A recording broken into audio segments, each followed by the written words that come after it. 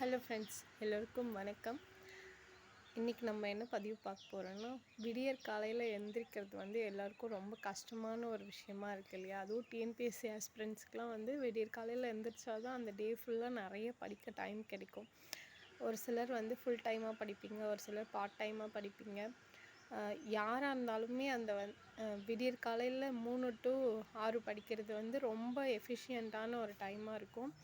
நிறைய படிக்கவும் முடியும். நீங்கள் 2 ஹவர்ஸ் படிக்கிறீங்க, ஒரு ஒரு இயல் தமிழ் ஒரு இயல் வந்து 2 ஹவர்ஸ் படிக்கிறீங்கன்னா, விடியற் காலையில் படிக்கிறப்ப வந்துட்டு ஒரு 1 ஹவரில் அந்த மாதிரி வந்து முடிச்சிடலாம். ரிவிஷன் பண்ணுறதுக்கு ஒரு 10 மினிட்ஸ் அந்த மாதிரி தான் ஆகும் இல்லையா?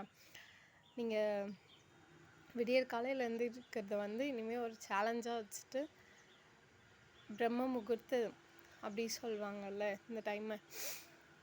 பிரம்மன்னா யார்? படைப்பாளி. அப்போ படைப்பாளிகளின் நேரம் தான் வந்துட்டு விடியற்காலை.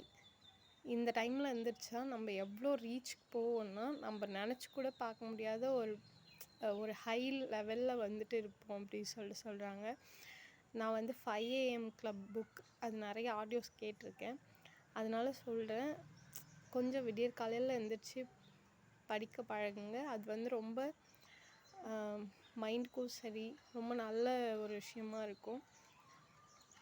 All the best.